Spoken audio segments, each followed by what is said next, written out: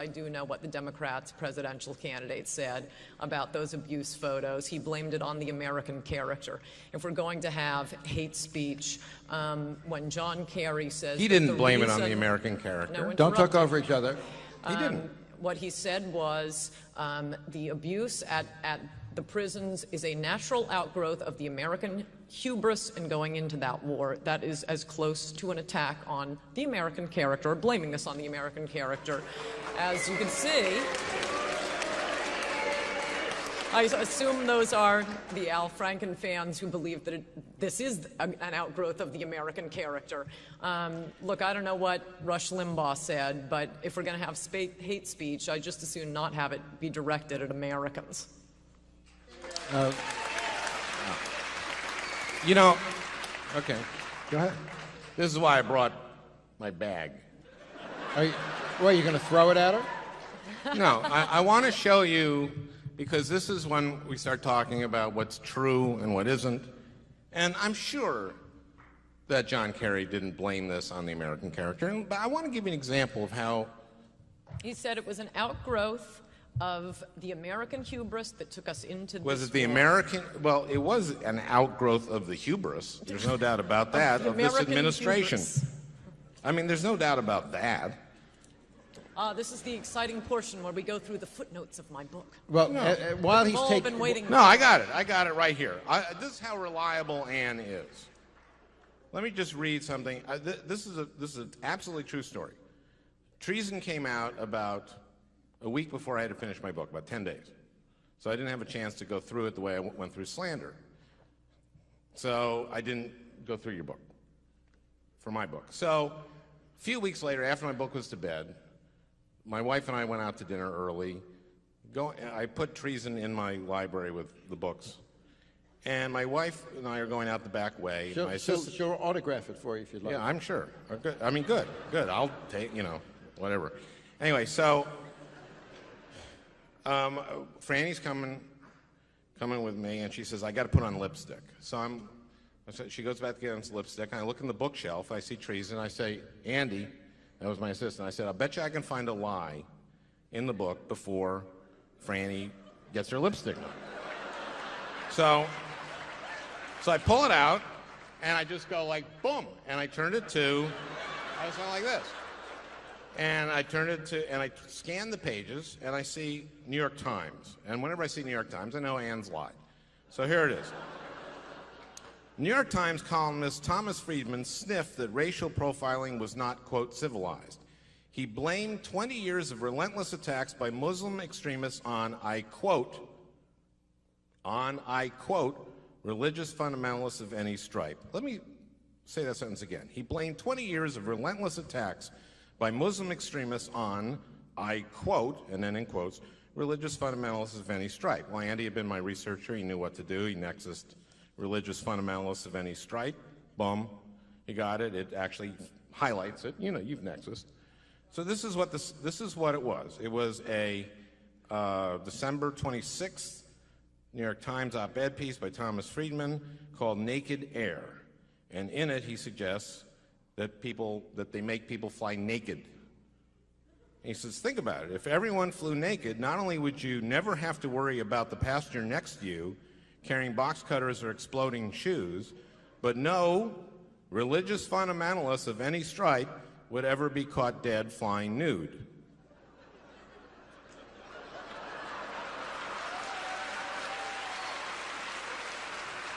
But let me read the wait a minute. This is how reliable that it's Kerry blamed the American character for this. Okay, you read the sentence, and I want to give her a chance. He blamed 20 years of relentless attacks. He blamed 20 years of relentless attacks by Muslim extremists on, I quote, religious fundamentalists of any stripe. Okay.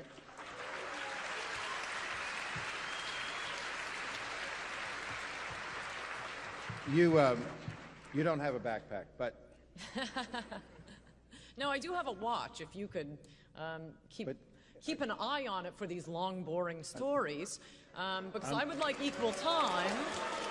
And I am trying to give everybody also, equal time. Please go ahead. If this whole debate is going to be about Ann Coulter, I'm just not prepared on Ann Coulter.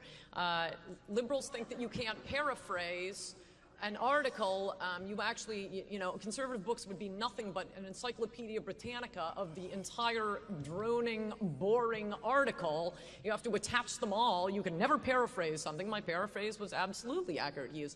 Thomas Friedman is talking about how to keep the airline safe after 9/11, after 20 years of relentless attacks. Senator Norm Coleman. Okay.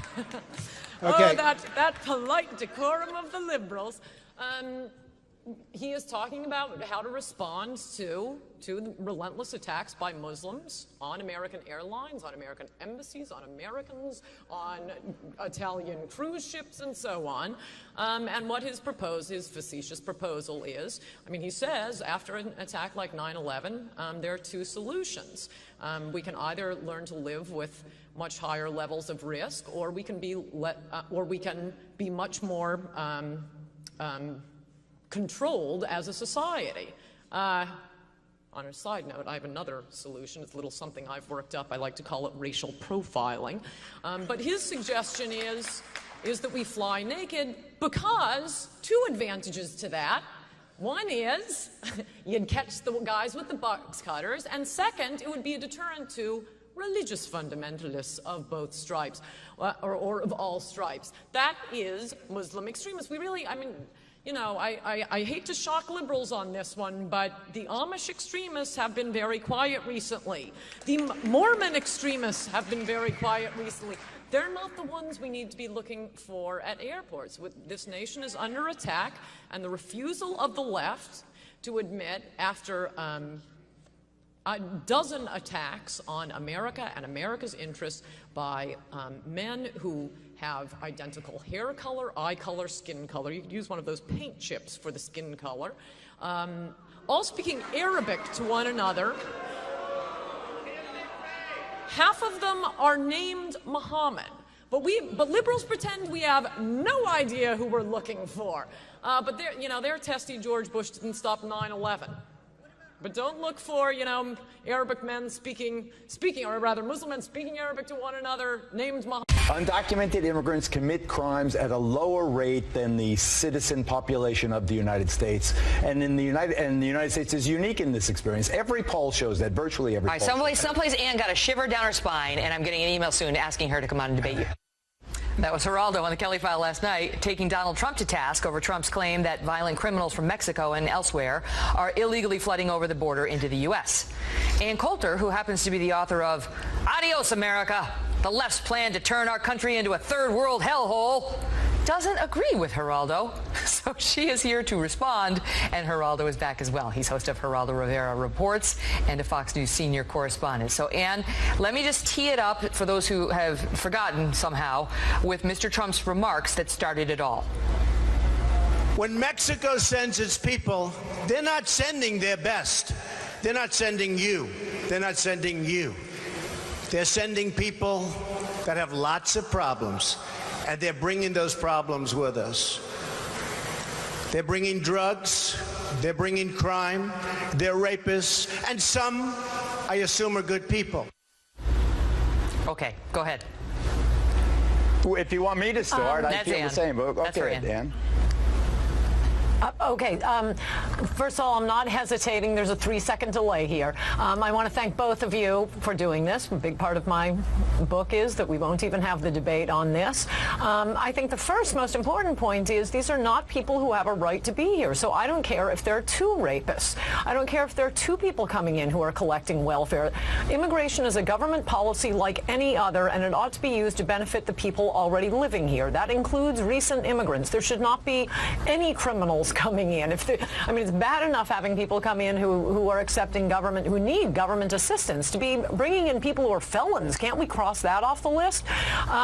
Secondly, I asked your producer if we could run this during the program. I got here a little bit late, and that was just look at the Los Angeles County's most wanted list, whether it's the top 10 or the top 100.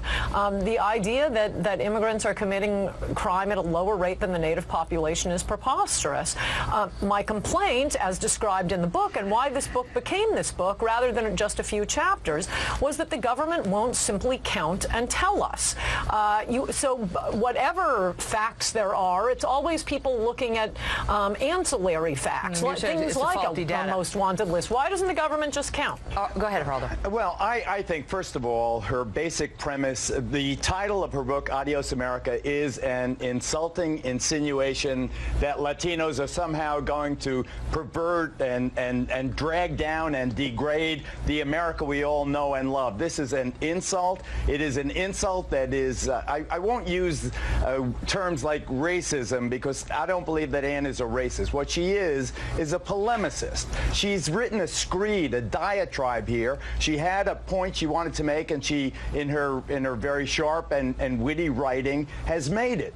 Now, when I say that immigrants commit less crime than native-born, it's from surveys that I've done. For 2 books I've written on it, The Great Progression and His Panic. His Panic is appropriate especially for Anne, how Hispanics will lead America to a new era of prosperity. Oh, that's Great Progression. This one, Why Americans Fear Hispanics in the U.S. That's Anne. She fears Hispanics in the U.S. This is great. It's like going to the library. Crime is at record lows in Los Angeles and in New York, the cities that you would assume would be the most impacted by the huge Latino influx. Okay. Even with a slight let me let Anne respond to that. But we're first, still at levels from the 1950s. I want her to define polemicist.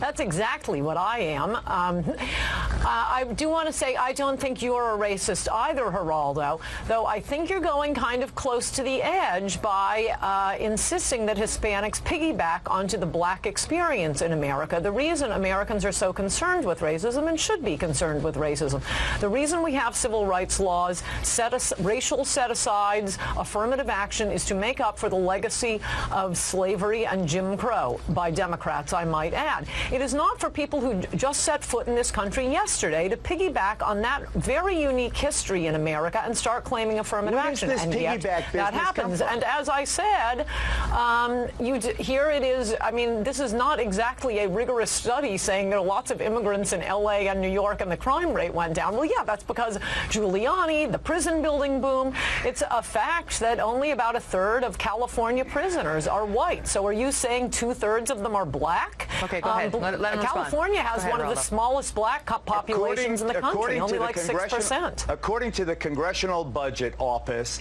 these immigrants, the undocumented immigrants, contribute more in revenue to the United States pot than they take out in benefits. That's according to the Congressional Budget Office. According to the Social Security Administration, there is $100 billion paid by undocumented immigrants into Social Security with fake numbers for benefits they will never retrieve. That is their gift. That is their gift to us. They have remade entire neighborhoods, Passaic, Patterson. Go to Washington Heights. Unlike Anne, who researched the book from her computer, I've been to all these neighborhoods. I've been to the border. I've seen the immigrant vitality. We're all immigrants here.